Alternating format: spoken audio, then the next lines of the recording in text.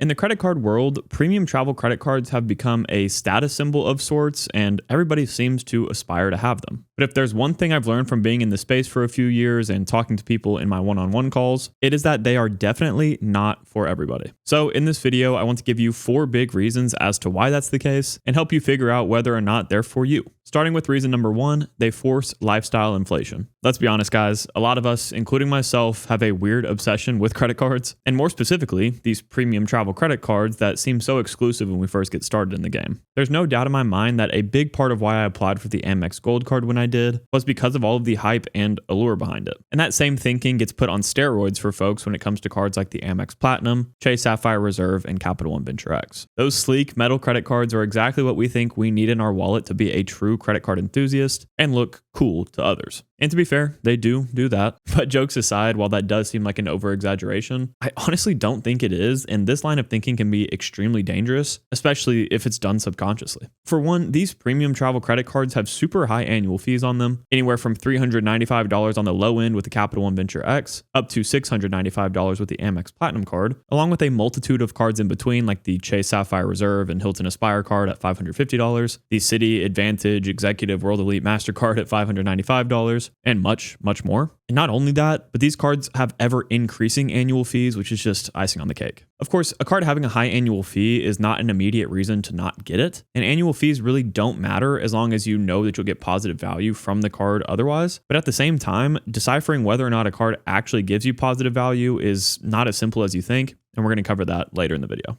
I think the bigger danger with these cards, though, and how they kind of force you into lifestyle inflation, is that they make you forget how little you actually travel, and they make you spend towards credits that you wouldn't normally use, or book different types of flights and hotels than you normally would, just for the sake of reducing your effective annual fee. This is something I see come up time and time again on my one-on-one calls. A lot of folks are really hoping to one day get a card like the Amex Platinum card, but when I start asking them stuff like how many trips they expect to take over the next 12 months, generally they either don't have an answer, or if they do, they start to realize that they might be taking one trip in 6 months, just, a couple states over, and then another one 4 months after that or something. And once they start to lay it out like that, it becomes really apparent that those cards just aren't for them right now, at least. Fortunately, I do catch those people before they apply for the cards, but for the majority of folks that watch this channel, that's not the case. And once you already have one of these premium cards, it's very easy to convince yourself that you are getting positive value from it, even if the math doesn't actually work out in your favor, but you wouldn't know that because you never actually took the time to do that math. Or worse than that, maybe you do technically get positive value, but only because you changed your entire travel and spending habits to fit that card. So now you're overspending on a card that already costs you an arm and a leg every year to keep open, just to fit in with the luxury travelers you see online. And by doing that, you've fallen victim to lifestyle inflation for the sake of a little rectangle in your pocket.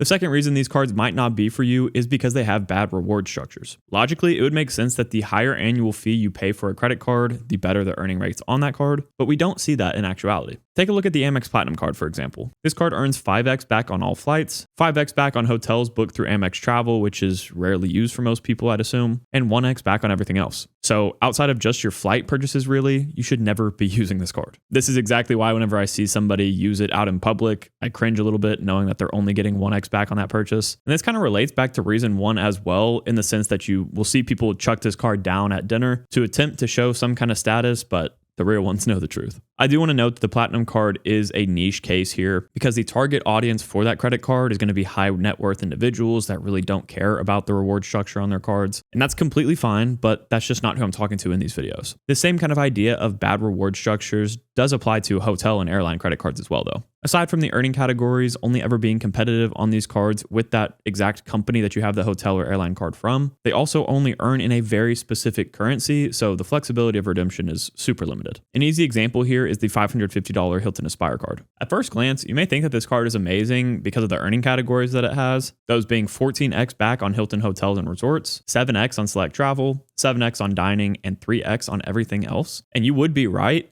if this card wasn't earning Hilton Honors points. Taking the Points Guys valuations, which are lower for Hilton than the Points and Miles enthusiasts would get for these points, but probably pretty accurate for the casual user, Hilton Honors points are worth 0.6 cents per point. Multiplying that valuation to the earning categories on this card, and you'll only get 8.4% back on all Hilton hotels and resorts, which is very competitive, like I mentioned. But then you only get 4.2% back on select travel, 4.2% back on dining, and 1.8% back on everything else. Now let's compare that to the $95 $125 Citi Strata Premier card with a 1.8 Simple Point valuation for Citi Thank You Points. And with that card, you'll be earning 18% back on all Citi travel portal bookings, 5.4% back on all travel, dining, supermarkets, and gas stations/EV charging stations, and 1.8% back on all other purchases. So not only do you get a better return on spend with the Citi Strata Premier, but you have much more optionality on where to redeem those points since you have access to all of Citi's partners, and you pay a much lower annual fee for this card. Zooming in on the Capital One Venture X and the Chase Sapphire Reserve on the transferable currency side, they definitely have some better earning categories for daily spend, such as 3x back on dining and travel on the Chase Sapphire Reserve and 2x back on all miscellaneous purchases on the Capital One Venture X. But you can easily get those categories covered on no annual fee cards like the Citi Double Cash, Saver Cash Rewards card, and Wells Fargo Autograph cards. So it's clear to see that you're not going to get positive value from the earning categories on these cards alone. So we need to go elsewhere to get that. And obviously the best way we're going to get value from these premium cards is from their credits and benefits. But that leads us into reason number 3 why these cards might not be right for you. And that's that the credits and benefits may not fit your natural lifestyle. It's no secret that basically every single premium travel credit card has become a coupon book at this point. And I honestly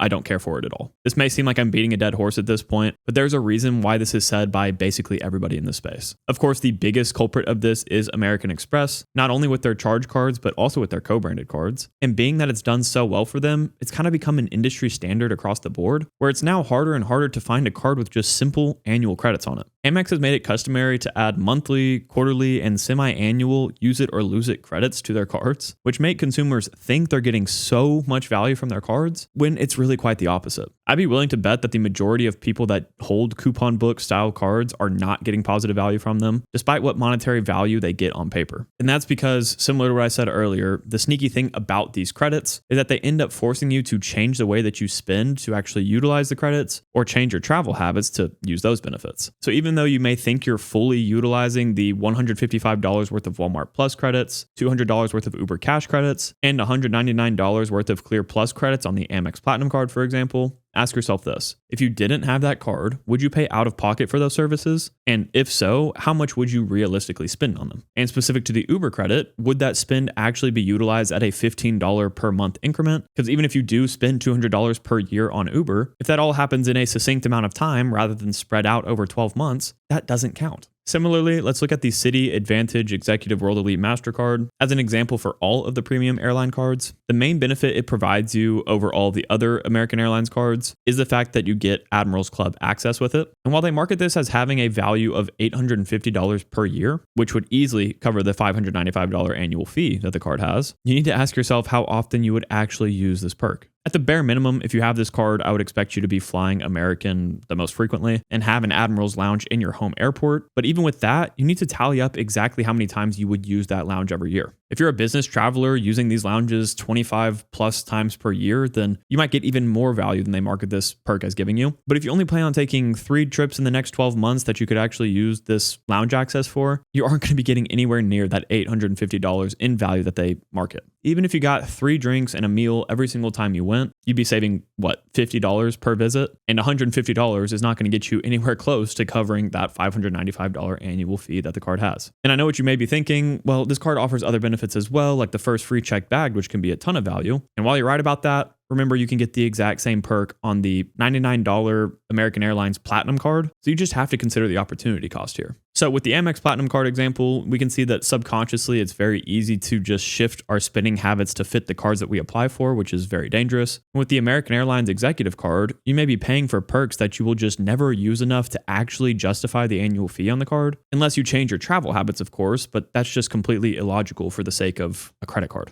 Those are just 2 specific examples of a much bigger issue, but in both cases, I promise you the banks are laughing at you while they just take money out of your pocket. So while these cards do market having hundreds or thousands of dollars worth of value given to you every year by opening them, that does not mean that you personally will get that value. Somebody might, but it might not be you. Speaking of these premium cards offering lounge access that we value really highly, I'd argue that lounge access is very overrated these days, and that's the fourth reason why these cards might not be for you. There's a few main points that support that statement, so let me just get into them one by one. First of all, I don't know how often y'all are trying to get into airport lounges these days, but they are almost always full. So if you're somebody holding a card with a bare minimum $395 annual fee on it, with the main perk it gives you being added lounge access, that's extremely frustrating if you can't get in. For some folks, this may not be a problem at all because they get to the airport 3 hours early, so they can sit on a waiting list for an hour and then still go enjoy it for a couple hours before their flight. But that's honestly kind of crazy to me. I mean, what's the point of having perks like global entry, TSA pre-check, clear, if you're going to spend so much time in the airport anyways? I do my best to minimize the amount of time I spend waiting to board a plane, within reason, of course. So if I can't get into a lounge right away, I'm probably not going in at all. And what I've noticed is even if you do manage to get in, of course, the lounge is still full. So the food options are generally pretty limited, which is not good with my food allergies. And finding a seat in the lounge feels impossible. And that's just my experience traveling solo too. So I can imagine doing this with a family. Oh, speaking of, let's say you want to do that. You have a spouse and 2 kids. Good luck getting into any lounge without paying. The only way to do that these days is to have the Capital One Venture X and use the 4 free authorized users perk that the card comes with, which I do expect to probably get nerfed at some point. But let's say instead that you live in San Francisco and you have the Amex Platinum card to get you into the Centurion Lounge. Well, with the new updates to the guest policy for the Centurion Lounges, unless you hit the requirement of spending $75,000 on your Platinum card in a calendar year to unlock just 2 complimentary guests, which is an insane requirement for most people, you're going to have to spend $50 per adult guest and $30 per child guest. So with a very normal sized family of 4, you either A, spend $75,000 on your Platinum card to bring 2 of those guests in, but still pay $30 for the last child, or you just pay $110 every time you go visit for the 3 guests that you bring, and not to mention you're already paying for a $695 annual fee card for that privilege. To me, this just really doesn't make sense anymore, especially considering you'll most likely be put on a waiting list for an hour before you even get to spend that money to get the guests in, all to just avoid sitting in a normal terminal, which is really not an issue. I will say that overall, these restrictions to the Centurion Lounges are going to be a net positive for those that do fit Amex's target demographic, and it will decrease the crowding in those lounges. But for just, credit card users who want to travel with their family, this is not good news. On top of all of the negatives that I've stated so far, you have to also consider the fact that these lounges are not placed in very convenient locations and sometimes require a tram to get there. So a lot of times, by trying to decrease your stress and reduce your food costs by staying in one of these lounges before you board, you end up actually just wasting your time, increasing your stress, and would have been better off just buying that airport food right by your gate so you can board with ease. As for my personal travel experiences, I will say that basically everything I just said is not applicable to me, and that's because I have the Chase Sapphire Reserve with the Chase Sapphire Terrace Lounge in my home airport, Austin, Texas. As a lot of y'all know, unfortunately, this lounge is going to be closing down in March. And most people initially assume that would kind of cause me to just cancel the Chase Sapphire Reserve because why would I need it anymore at that point? But that's just not the case. I'm still going to get plenty of positive value from this card every year. And while I absolutely love this lounge and have never had any issues getting in, and will grab at least, some snacks and a couple of drinks with my 2 complimentary guests that I can bring, having that access is not a make or break benefit for me. I talk more about the numbers behind this in my year 1 review of the Chase Sapphire Reserve, but as you can tell from my thoughts on lounges as a whole, this perk was much more of a nice to have than a mandatory. Would I rather have access to it than not? Well, absolutely, but it's not something I'm in desperate need of with my travel habits that I stated earlier. I've also found that the only time I really care about having lounge access is those really long international trips where I might have a super long layover, but I plan to always book business or first class flights for those really long haul flights. And the beauty of doing that is that if you fly higher classes, you get automatic access to special lounges, depending on where you're flying, of course. So that's just another reason why I feel like the lounge access we have through our credit cards is just not that important anymore. And it's becoming less and less of a reason to get one of those luxury cards. With these big considerations in mind, it's time to ask the question,